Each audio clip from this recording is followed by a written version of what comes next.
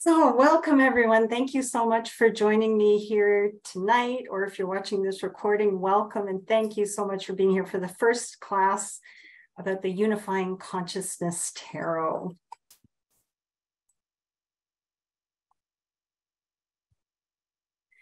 So just to give you an idea of what we're going to do together tonight. So tonight's class is, the intention is to acquaint you with the deck, to allow you to start to play with the cards a little bit, to get to know them, and to understand a little bit more about the story behind them and what we were hoping to create when we created this deck. So in class 2 and 3, we're going to get a little bit more into details about tarot and how to read the cards and go a little bit deeper. But tonight, let's just have some fun, get to know the deck a little bit and see how it resonates with you. So what we're going to talk about, though, on a more technical note, I'm going to talk about the origin story of the Unifying Consciousness Tarot. Then I'm going to go into the anatomy of the UCT, the structure of the deck. And just at the end, to bring it all together, I'm going to take you through a brief visualization going into the blue rose.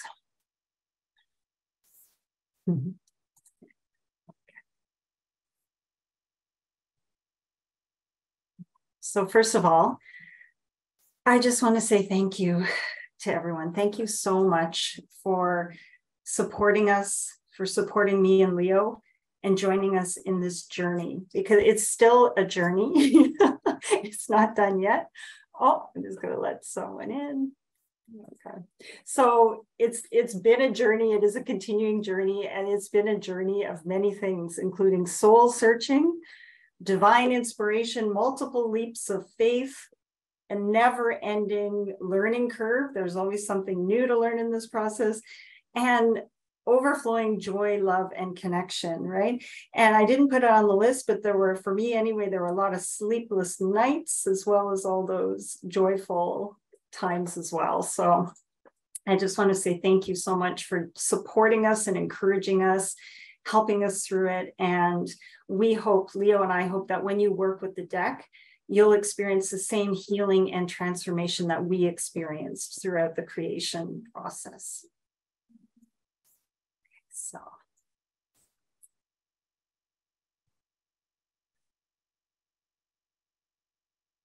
Oh, why isn't my image coming in there? Okay, sorry, it's giving me some trouble here, my dears. Let's go. Well, one of the images, it doesn't seem to want to load in for me there. So what I would ask you to do is, in your deck, if you can find the title card.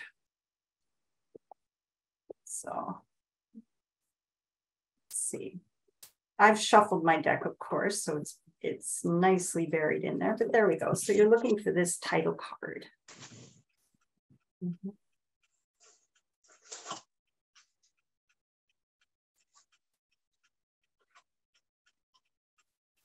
Okay. I'm just going to hold it up. So I wanted to start with by talking about this title card that we included in the deck, because it reveals the feeling of the deck, the soul of the deck. And I just wanted to make sure that it kind of doesn't get lost in the shuffle when you're playing with your cards, right? So this card, it is a title card that gives you information about the deck, but it's also offering you a blessing, right? So our intention with this was to give you something to start your practice with the Unifying Consciousness Tarot, to start a reading with. It's setting your intention with working with the deck. And so I'm just going to read it to you in case you don't have it handy. And I don't know why it's not coming up on my screen there. But so what it says, and the blessing that I offer to you, that Leo and I offer to you when you're reading for yourself, when you're reading for someone else, when you're working with the deck, is this: may you be guided by the unifying consciousness of love. And that tells you pretty much all you need to know to start with this deck. It was created from a place of love. And the intention is that it reminds all of us that we're all connected to the same source. And when we come into this world, we're coming here to learn about love, to love ourselves, to love others, to know that we are valued and we are loved. So when you're reading the cards, I invite you to have that as an intention that you set. So you can be offering this blessing to yourself when you're reading the cards. You can offer it to someone that you're reading for, so that it takes us to that, starts us in that place of love. Yeah, thank you. So let's hope my slides are going to cooperate a little bit better now. Okay. So, and now just to get, oh, they're not, my slides do not want to show up for you. So I might need to pause and see what's going on here. But for now, what I invite you to do just to get us started and to dive into the deck is, does everybody have their, if you received your deck, do you have it handy? Yep. Yay, okay, I see a few people having it there. So you can leave that title card aside, right? It doesn't need to be included in the deck. So just allow yourself to take a breath or two. Just relax.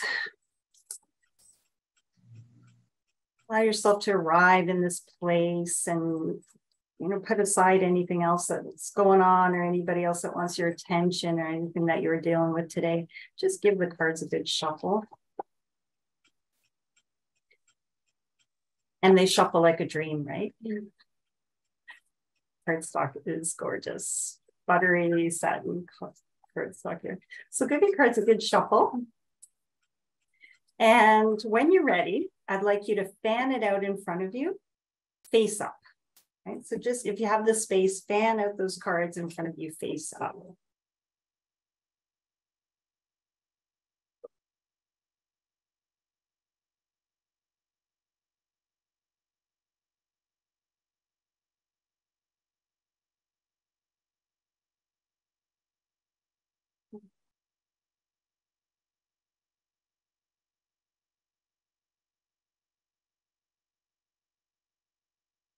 And then just give yourself a moment to have a look at that fan of cards, right? Just let your eyes roam over the cards, maybe put your hand over the cards and feel the energy that's there.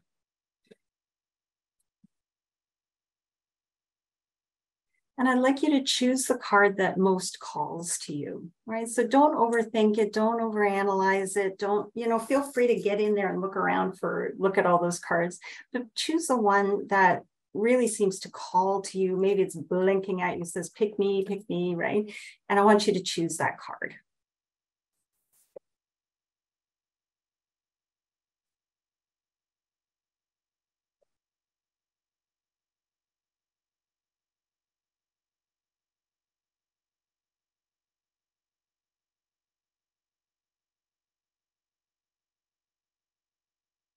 Does everybody have the card? Yeah, everybody has the card, good. Okay, so now just take a breath and just let your eyes roam over that card. Just have a really good look at it, right? And just see, what do you notice? You know, what is calling to you in that card? Is there a particular symbol that's jumping out at you? Is there a color that is jumping out at you? Is a figure on the card really catching your eye? So just give yourself a moment to really look at that card and see what you notice.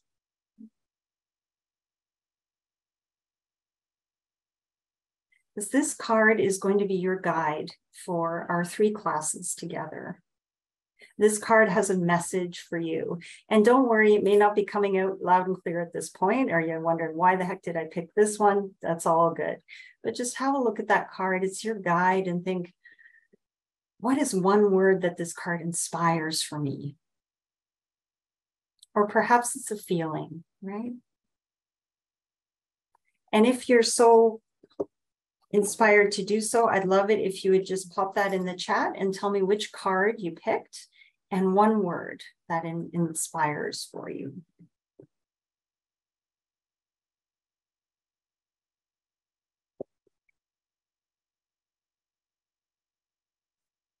Oh, beautiful. Empress Hope. That was my card for today too. Hermit Clarity. Oh, Activation. That's our new card. Awesome.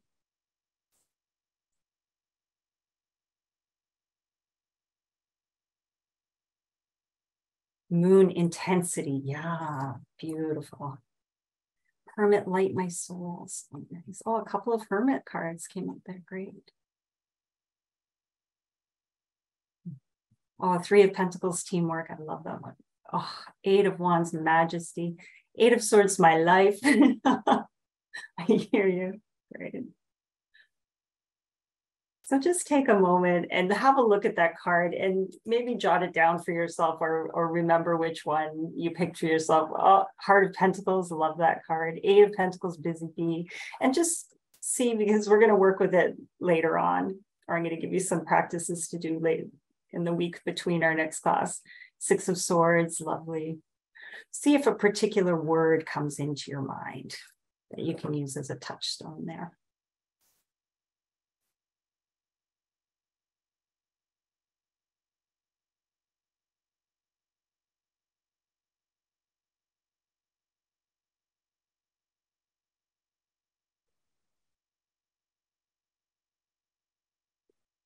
Okay, so now I'd just like to talk a little bit about the origin story of the UCT, as we abbreviate it, or the Unifying Consciousness Tarot. So I'm going to try to keep this brief and not let myself run away with the story here, and but give you a little bit of a background of what the deck is and how it came into being. So this deck is a co-creation between a spiritual artist and a practical mystic. So Leo Scopacasa is the founder of Orbital Arts Gallery, and I should have introduced myself from the beginning. I'm Lori Lytle, the co-creator and also known as Inner Goddess Tarot. And that's Leo and I out front of Orbital Arts Gallery there. So a little bit of the background story. So, and actually I should ask, has anyone here been to Orbital Arts? Yay, yeah, lots of, and some people picked up their decks. So yeah, of course, Liz, yeah, beautiful. It's a really special place, right? And I discovered Orbital Arts Gallery when tarot was my secret passion. I loved the cards and I read the cards, but I didn't tell anyone about it at that point. And at that time in my life, actually, I was in grad school in Toronto, and every day I got to walk home through Kensington Market, which is a part of Toronto that I just have always loved. It's one of my favorite places in the world, never mind in Toronto.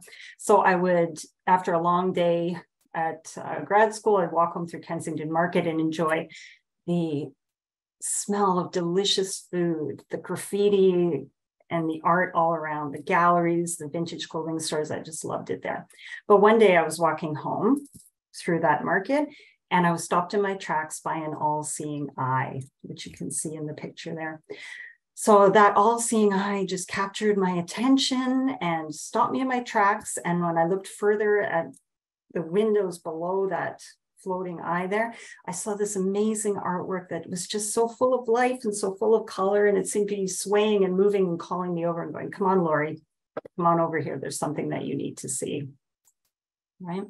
And so there happened to be a table for sale out front of the shop, a beautiful little round table with a collage of Medusa's head on it. And I have a special connection with Medusa, with the snake goddess. And I just thought, oh, this is meant for me. I have to have this. So I grabbed that table, went inside, and met Leo for the first time. Right. And, you know, I remember things one way. I'm sure Leo has his own memories, and time plays tricks on your mind, right? But I remember the feeling of that day. I had a feeling that I'd met a kindred spirit in Leo, and that his art really resonated with me on a soul level. And I just knew there was something that I was going to keep returning to in this place, right? So I bought that table, which I still have. It's off camera, but it's right here, and lugged it home with me, even though I was carrying probably 100 pounds of textbooks in my backpack at the time. And I'm so glad I did, because I'm still reading the cards on that magical Medusa table. But things took their sweet time to come together. So as I said, when I first met Leo, I didn't really talk about tarot or that I was interested in tarot. And I was just there because I loved his art, and I returned many times over the years to purchase things and commission things from him. I have lots of beautiful treasure boxes that I keep my decks in. But over the years, as I became more serious about tarot and it became a bigger and bigger part of my life, then every time I went to Orbital Arts, I started to see tarot's archetypes winking at me from Leo's art. and telling me, if we created a tarot deck together, it would be something really special and would really speak to people in a different way. So I kind of stewed on this for a while. And when the idea became too big for me to keep to myself, I marched myself down to Orbital Arts, got my nerve up, and pitched the idea to Leo. So I pitched the idea to him of a 22 card deck, majors only, 22 card majors only tarot deck, because I didn't want to overwhelm him with the idea of, oh, let's do 78 cards. I want you to create 78 new pieces of art for me, right? So 22, just to ease in. And he looked at me funny and he was like, 22, huh? And it so happened that I showed up on the 22nd day of the month. They were celebrating their 22nd anniversary of the gallery, and Leo was already working on something that involved that number as well. And it's just like, oh, things have come together. This is happening, right? So it took a long time for our paths to come around to each other, but in its own mystical time, right? Which is always the best way things came together.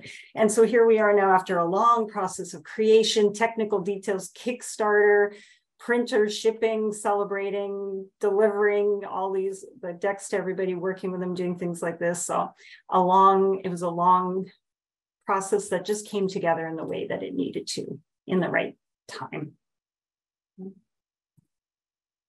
And so the Unifying Consciousness Tarot came out of the combination of our respective arts, perspectives, philosophies, worldviews, spiritual experiences. And our approaches were different because I was coming into this as a tarot person, right? As a tarot reader and a student of tarot. And Leo was coming in as a spiritual artist, right? With little or no background at all in tarot. So our approaches were different, but they blended together in this wonderful kind of alchemy. And we created our own Heart of Gold, the Unifying Consciousness Tarot. So let me tell you just a little bit about Leo. So Leo, as I mentioned, Leo is an artist, and he opened Orbital Arts in 1997. And his mission is to create art that helps us to understand that we're all connected, that we all come from love, and that universal love is our true nature. And what's so fascinating with Leo's work is that he channels that vibration of love, that universal love, through his heart as a gift in each piece that he creates. And so just by viewing his art, it sort of activates that vibration of love, helps you to resonate with that highest vibration just simply by looking at his art. So he calls it activation art for that reason. And so me, I'm a tarot reader and a tarot teacher, and I've been carrying around a deck of cards since I was about 13, which I think is an age that a lot of people find the tarot. And I've been reading professionally now for, I guess, about eight or 9 years now at this point. And I'm an introvert, empath, big nerd, solitary witch, high priestess, Gemini overthinker, and I'm devoted to cats and cards. So I brought in my approach to tarot into the deck that I believe it's mystical and practical. It can be a source of inspiration, connection with the divine, but also gives us useful information that we can use in the here and now to make our lives happier and reach our goals. So, most important thing I guess the most important point, or what brought us together here, is that I always felt and I always knew that Leo's art has this power to activate the soul just simply by viewing it, right, in this passive way. And through his art helps you to achieve that resonance with that vibration of love, right, in this passive way. But what I wanted to do was to take that energy and that force and translate it into the structure of a tarot deck so that people could use it as a tool, actively use it as a tool. So enjoying just the effect of his activation art on its own, but also then taking it even further, that you can use the cards as a tool for wisdom, empowerment, and transformation. So the result is a tarot deck that begins its healing work from the moment that it's held. And that's one thing I've heard from people who work with the deck, that the feedback and comments have been coming in, that people find it really gentle and healing, uplifting, that it really activates your intuition, and it speaks to everybody in that sort of healing way. So that's really what we were going for. Without, it's a tarot deck doesn't hide from the shadows or doesn't cushion the truth or anything, but it ultimately gives you this power to start healing or transforming. And the Unifying Consciousness Tarot was designed for that reason, to help you access our universal consciousness, that source that we all come from, and the pool of infinite wisdom, compassion, and love that we all share. So we like to say it will open your all-seeing eye, unlock your heart, give you access to your soul memory, your really deep knowing, right? That never steers you wrong and always knows the way forward.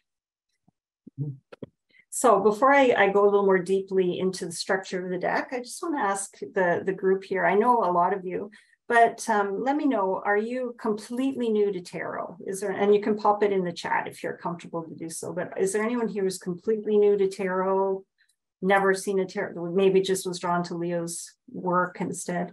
No, okay. No. And so lots of people read tarot for themselves, huh? Yeah. And I know there's some pros in the group there too. Yeah. Well, that's great. Yeah, great. Okay. And so I don't think I need to go into 2 minutes. I've already given you sort of my take on tarot, right? Because these classes are not meant to be like Tarot 101 or teaching you everything there's to know about tarot in 3 hours, right? Because it's a lifetime practice. But that's good to know that a lot of you are coming. Yeah, beautiful. Tarot readers, yeah, are coming from a tarot perspective. But I'll just to reiterate the point, like the purpose to me of reading tarot is that it provides you with inspiration, with guidance, with information that you can use in the here and now to make your life more enriching and beautiful, or it shows your own potential. It shows your capabilities, right? Rather than it being something that just tells you that your fate is set in stone, right? Or that things are going to happen whether you like it or not. So the deck is coming from that perspective as well. Oh, great. Yeah, thank you. A lot of people reading tarot for themselves, not necessarily for others. That's all great. It's all good. Okay.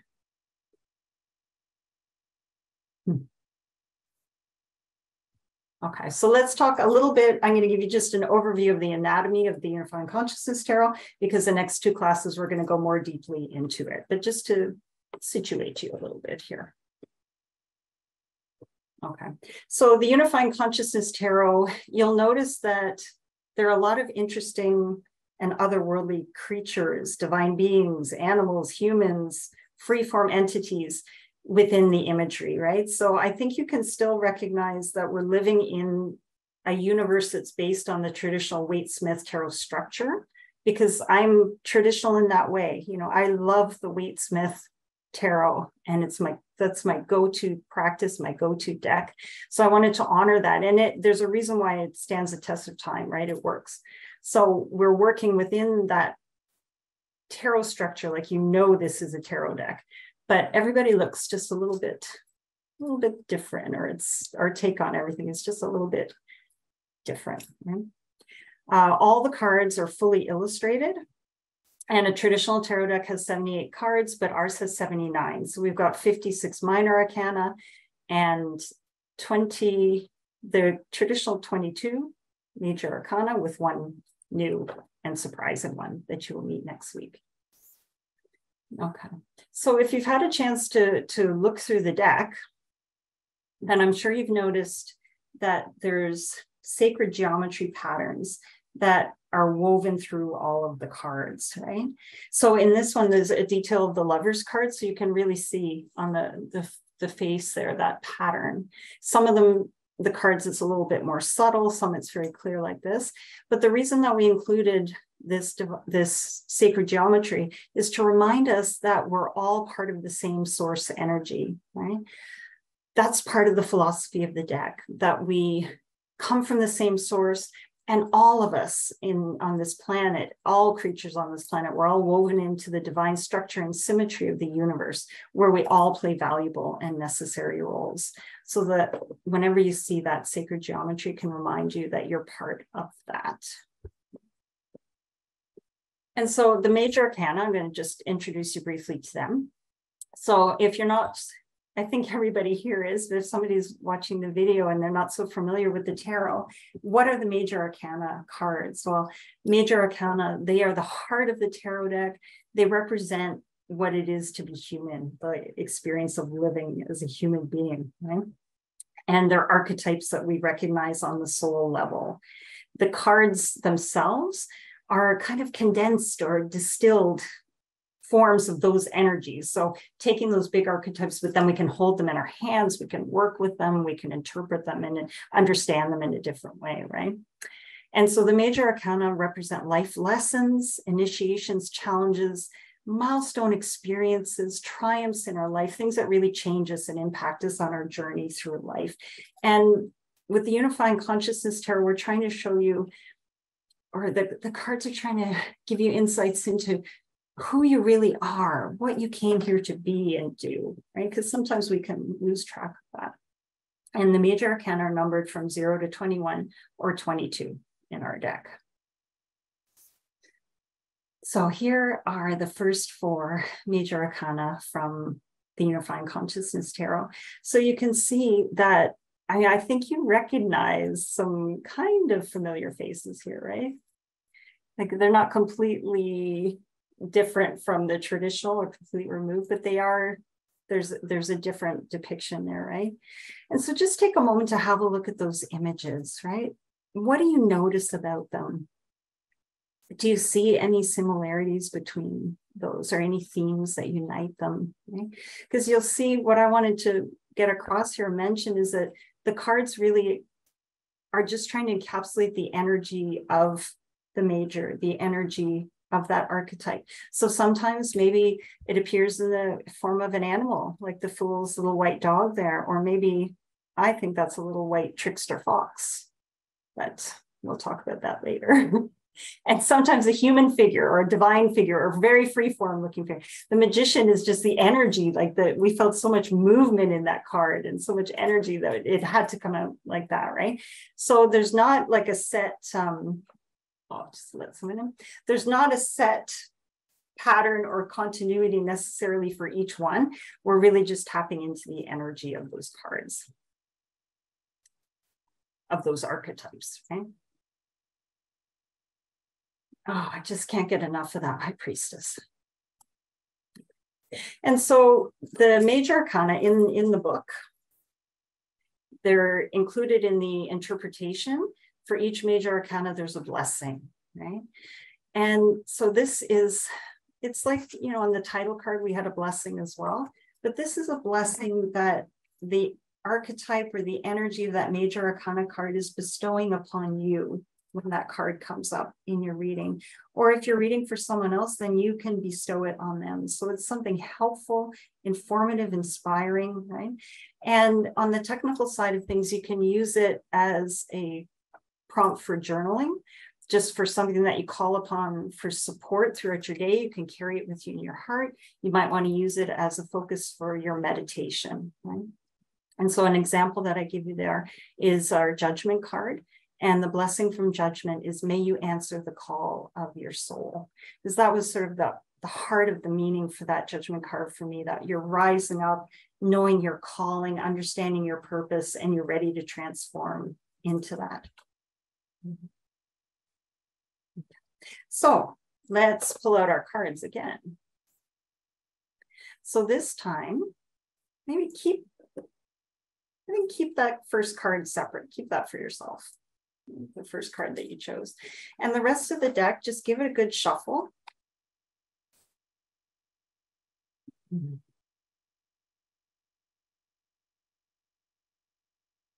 Judgment's jumping out over there. So give it a good shuffle just until it feels like it's enough, right? Until it feels like, yeah, that's about right.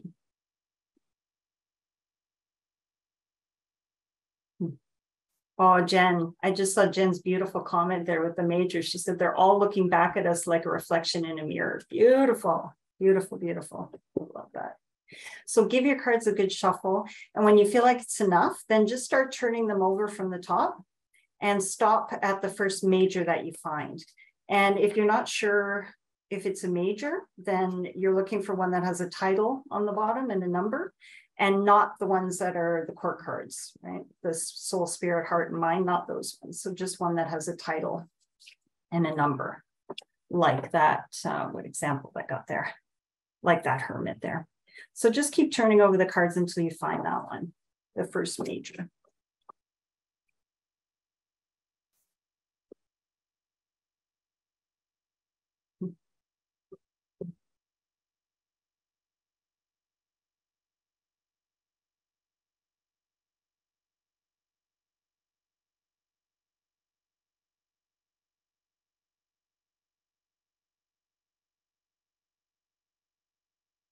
And same thing as before.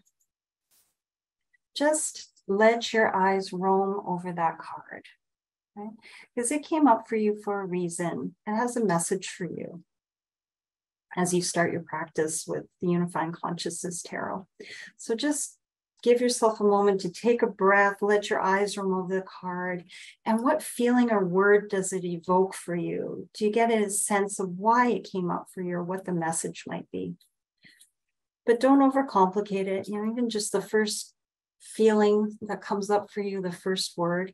And same thing, if you want to share it with us, then just pop in the chat your card and the word that comes up for you.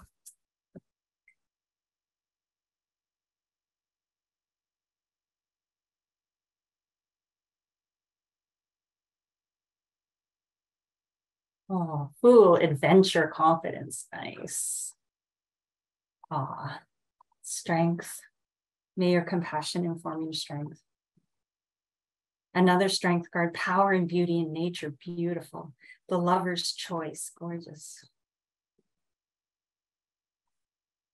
Oh, nice. World, joyous existence, beautiful. Empress, abundance. High priestess, powerful, beautiful. Oh, the devil, restraint. Oh, the emperor, I can't get away from that emperor, truth, yes. Hard to get away from the emperor.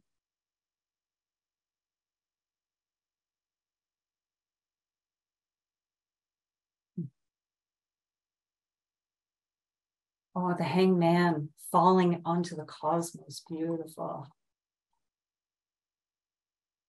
The tower, resilience, yeah. Just.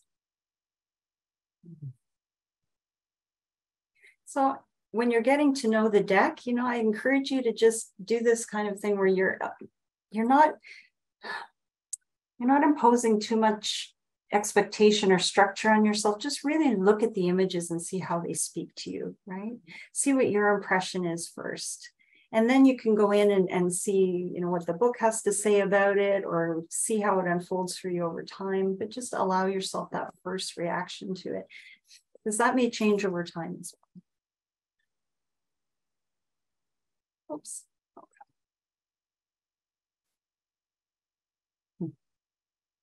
Oh, another, the lovers share love with friends and family. Gorgeous.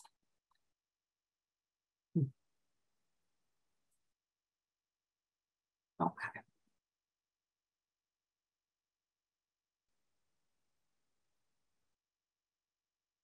So let's talk briefly about the minor arcana so that you can situate yourself with the deck and get to know it until next time we meet, right? So the minor arcana, we have 4 suits and we follow the traditional suit correspondences, suits and elements. So I'll talk about that. But here you can just see the emblems of each of the suits. So we have wands, cups, swords, and pentacles. So we talked about the major arcana before, major arcana, like big secrets or big mysteries. So the minor arcana are the smaller ones, smaller secrets or mysteries. And they're still important and powerful and necessary, right? We don't want to brush the minor arcana away, but they have a different kind of power because here we're in the realm of everyday life, right? Those archetypes are huge and big life changes and lessons. I'm not sure we want to stay in them all the time, right?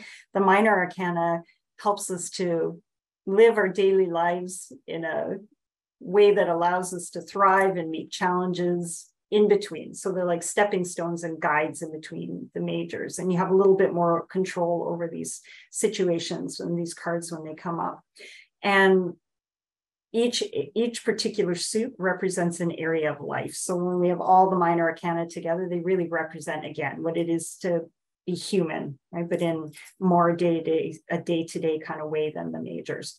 And so we have, as I said before, we've kept them to the same 4 suits in the Unifying Consciousness Tarot, and they're numbered from ace to 10, and we have 4 court cards, which I will talk about too. Okay. And so you'll see in the book that the minor arcana interpretations include an activation. So before we had a blessing that was bestowed upon you by the majors, or that you can bestow on people acting for that major. These minor arcana include an activation, because to me, that's one of the most powerful things about the minor arcana, that they can inspire us to take action in a useful or beneficial way, right? Rather than just being an idea or feeling. So that activation is an invitation to connect with the energy of the card and to actually act on the information and the inspiration that it offers you. So I have here the 4 of Swords, and the activation for this card is I allow myself to rest and heal. Because when this card comes up for you, it might be telling you, you need to rest, you need to achieve peace of mind, you need to get a good night's sleep, and you need to heal. So the activation is I allow myself to rest and heal. And again, you can use the activations as a mantra for meditation, a prompt for journaling, or an affirmation that you can repeat to yourself through the day. And we kept to, as I mentioned, we kept to the traditional suits in our deck. So wands are connected with the element of fire, cups with water, swords with air, and pentacles with earth. But we mixed it up a little bit. We added our own little spin to it there. So you'll notice in the minor arcana that each minor arcana card has sort of a floating 3D shape somewhere in the cards. And maybe you're asking yourself, like, what is that doing there? It doesn't seem to be part of the scene, right? Well, they're there for a reason. So these 3D shapes that you see are representations of the building blocks of our reality, right? They're the platonic solids, which sounds way too technical, but just I like to think of them as sacred shapes and building blocks of our reality. And those shapes are also connected with elements, right? So the idea is that by including this shape as a focal point it's a focal point for meditation or intention. So it's just reinforcing the energy of the card, and it gives you somewhere to focus your intention on it. And on the technical side, wands are represented by the tetrahedron shape, cups by the icosahedron, swords, octahedron, and pentacles by the cube or hexahedron. So if you can find that shape in your card, then it gives you something to kind of hold on to, a touchstone that you can keep the image in your mind, or you can focus on for meditation to remind yourself, yes, I'm in the world of earth or pentacles, or I'm in the world of water and cups. So something else to focus your intention on. And also the major arcana, the major arcana don't have those floating shapes. They have sacred geometry running through them, but they don't have those sacred shapes in every card. But they are linked with the dodecahedron, which is connected with the element of ether or spirit. It's that star stuff that we're all made from. And you can see that as the focal point of our Arcana 22 activation, that card that you'll meet in a little more depth next time. And just a quick word about the court cards as well. So the court cards, we changed them up a little bit for reasons that I'll get into here. So as an aside, or a technical note, the court cards are the people cards, right? So in traditional decks, you'll see them as page, knight, queen, and king. And they represent you most of the time, you in a particular situation, or character traits, or how it might be advantageous to behave, or the approach that you want to take. They're most likely you, or of course, they could be somebody else in your life, because if you're asking about relationships or career or family, then other people are going to show up in your readings, right? So the interpretations in the book include the story if it's you, right? But they also include another interpretation if this is somebody else showing up in your life, right? And we renamed the cards in our effort to sort of equalize gender and hierarchy, because when you use words like page, knight, queen, and king, it implies one is more powerful than the other, or one is more valuable than the other, or it brings in all kinds of gender roles, right? So we just wanted to express the core vibration of each of these cards because they're all important, just like the majors and minors, right? They're all powerful, they're all important, but they play different roles, they have different energy, and we wanted to honor that one isn't, more important than the other, or more valuable or powerful. They all have their own role, just as we do. So we changed pages into soul, and the knights became spirit, the queens became heart, and the kings became mind. So in the third class, we're going to get much more deeply into the minor arcana. So one more time, I'd just like to invite you to pull some cards. So this time again, why don't you just fan out your deck face up, just like we did before. And I'd like you to try to find one card from each of the 4 suits. So just to remind you, we've got Wands, Cups, Swords, and Pentacles. So just have a look, what catches your eye first. Try to find one from each suit. And that can be a numbered card or one of our core cards. It's all good. But make sure you've got a Wands, a Cups, a Swords, and a Pentacles to have a look at.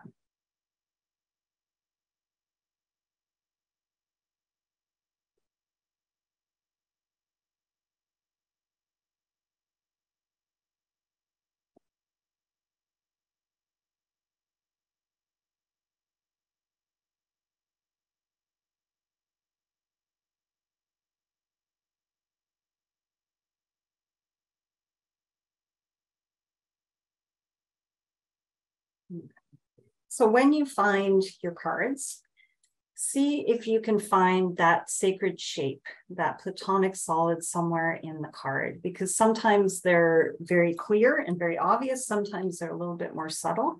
But so see if you can find that sacred shape in each card. And also take a look at the image itself and how we've depicted the emblem of the suit. So what does that cup look like? Or what does that sword look like?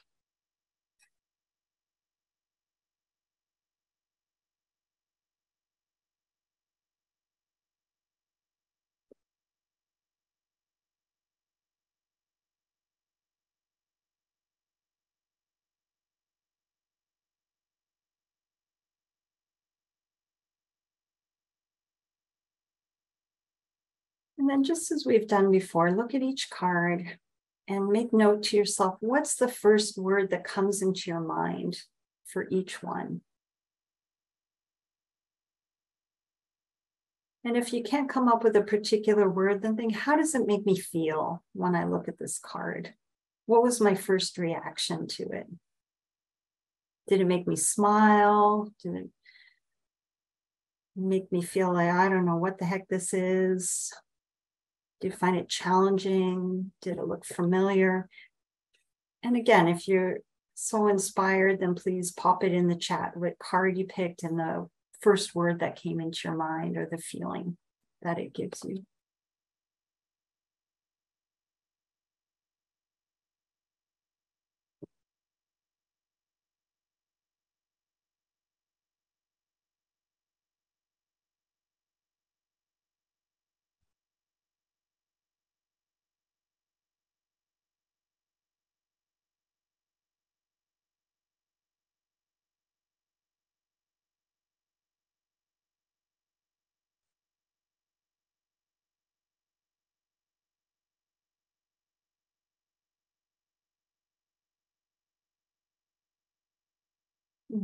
Oh, nice. Oh, a lot of court cards are coming up here. The Soul of Pentacles. Oh, I love that one. Wonder. The Heart of Cups, special. Mind of Cups, wisdom. Beautiful. Four of Wands, happiness. Oh, lovely. Oh, they're flying in.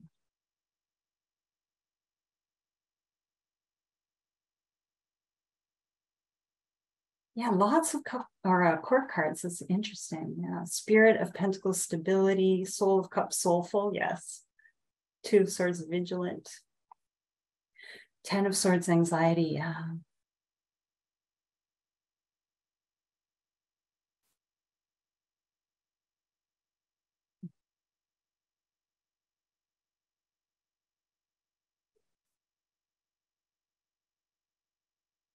Two Pentacles, balance.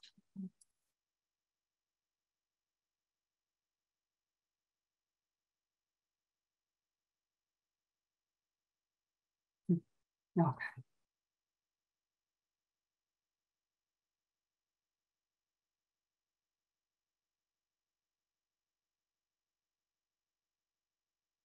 So as I say, in the next couple of classes, we're going to get more deep into the majors and the minors and get to know them more, but I encourage you to just, in between now and then, just do this kind of thing. Have a look at the card, see what jumps out at you, how it makes you feel, so you can sort of start to get a feeling for each suit.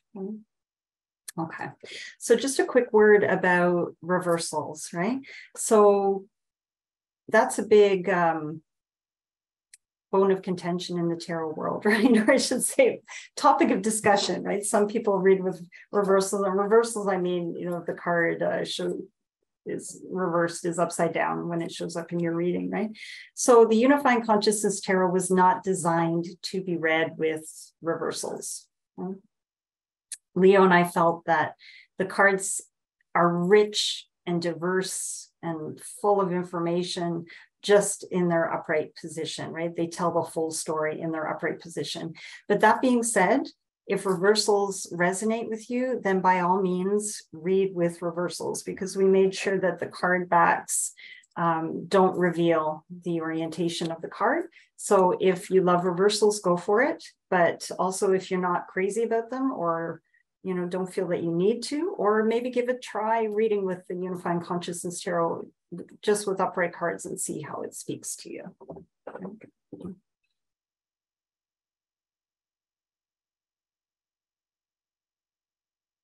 Okay. So just in the last few minutes of our time together, I'd like to do something a little bit different, right?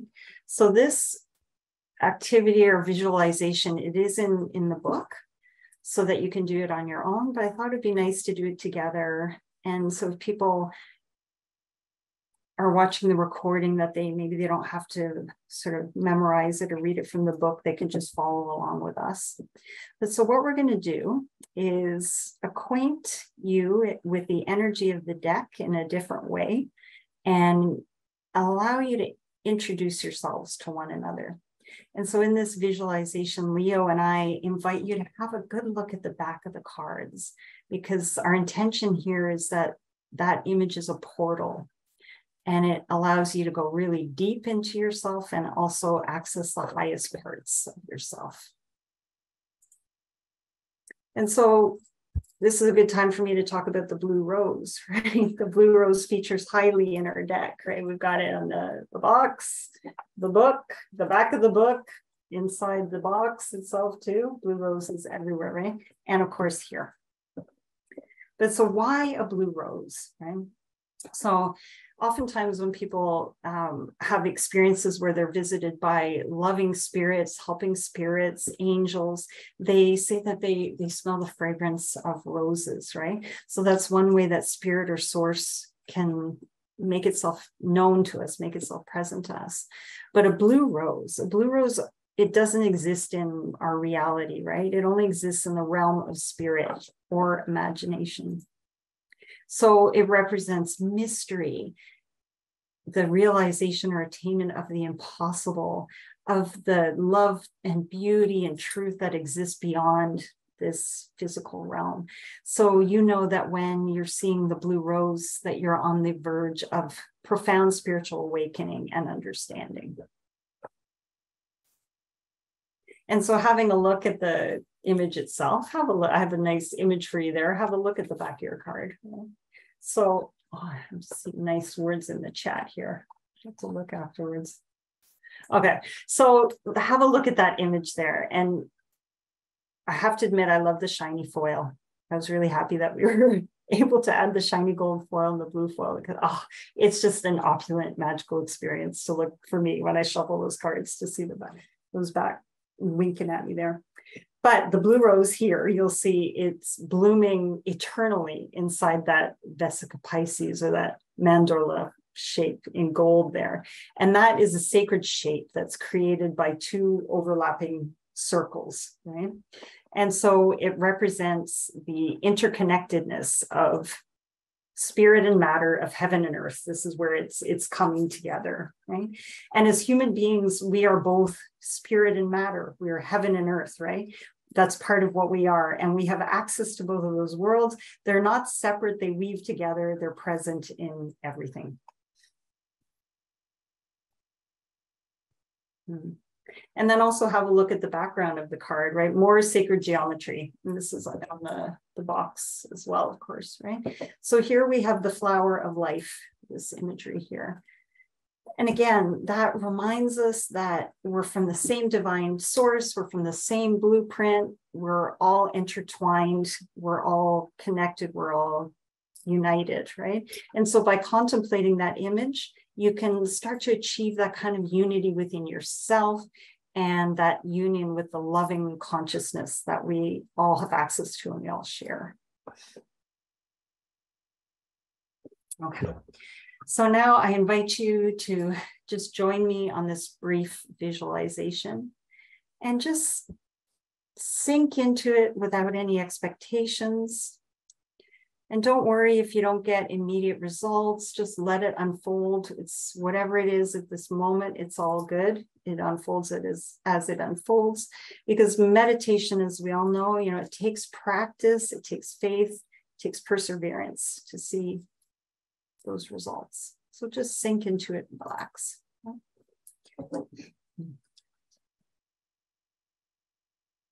So you can hold your whole deck if you like, or just pick one card, but you don't even need to worry about what card it is, right? You're just going to look at that card back. And just hold the card in your hand at an easy arm's length with the back facing you, right? Easy arm's length. Maybe you want to support your arm on your leg or place your hand on your knee or on the table that's in front of you, just so that you can relax and look at that image on the back of the card and just let your gaze rest softly on that blue rose.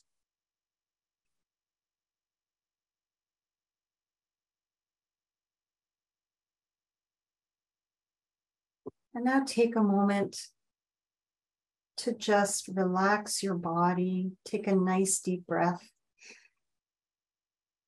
and release.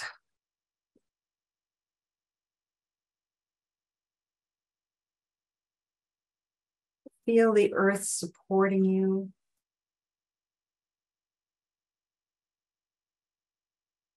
And as you let your gaze rest softly on that blue rose, just send an invitation to relax to your body.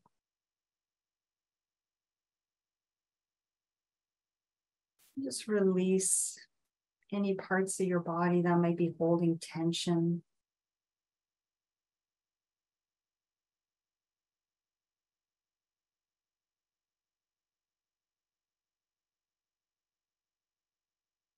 And your focus is soft on that blue rose, but in your peripheral vision, be aware of that pattern of the flower of life.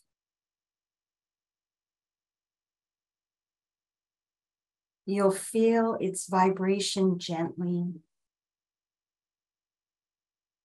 You may hear its chime.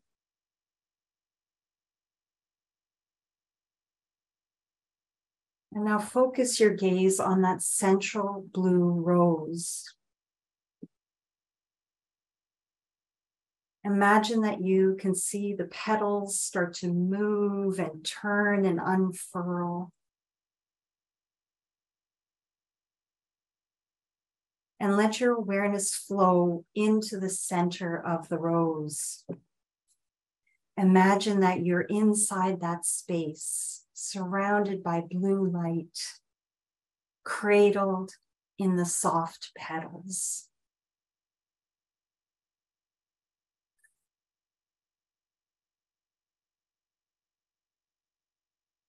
Breathe comfortably and begin to feel what it's like to be here.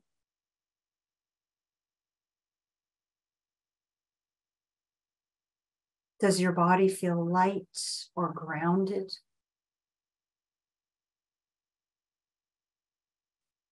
Does the air feel warm or cool?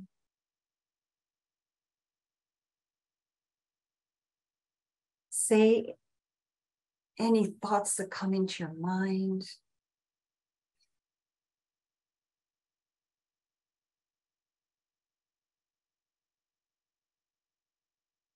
Know that you can stay in this safe, inviting space for as long as you like.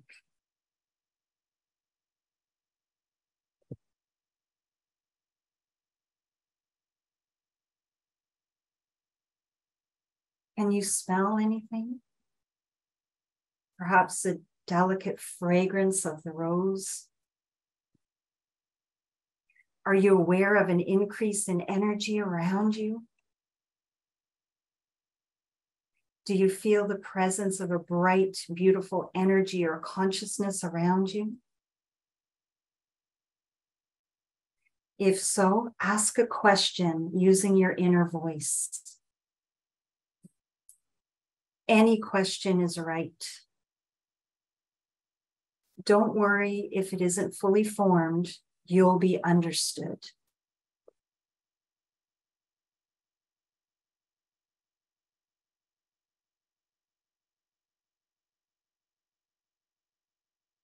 Answers can arrive in many ways, as an inner voice, feeling, image, or a strong knowing. You'll understand that it's what you need in this moment, and that more will be revealed in time.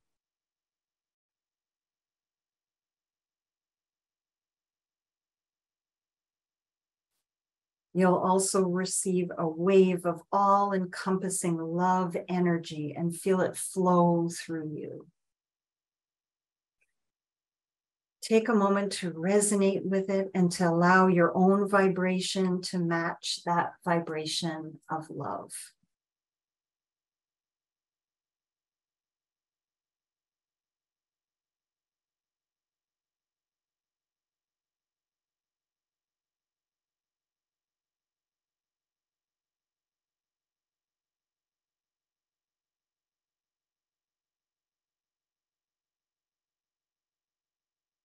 Welcome to the Unifying Consciousness Tarot. You're ready for this journey.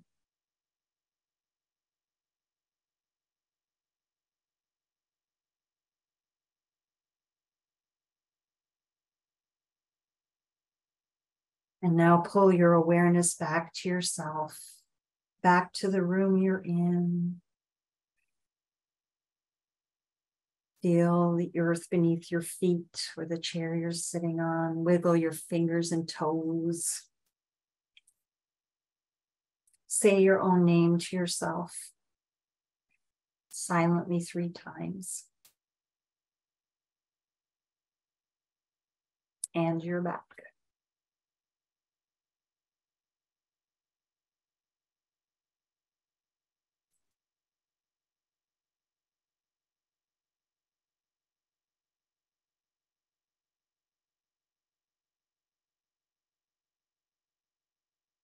So I'm going to bring things to a close, but before I do, any questions or comments on your mind about anything we looked at tonight?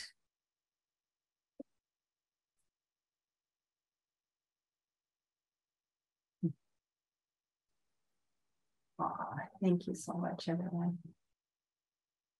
All right, my dears. So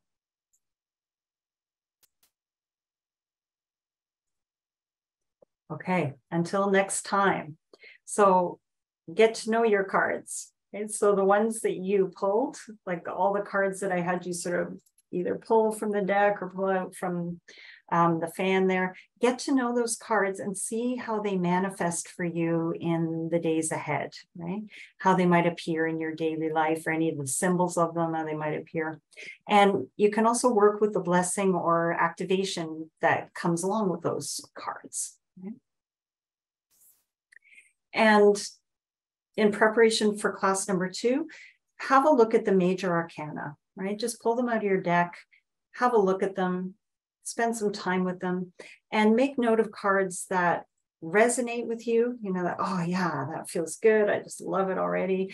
Make note of the ones that feel challenging or puzzling, right? So that when we get together next time, we can talk about all those.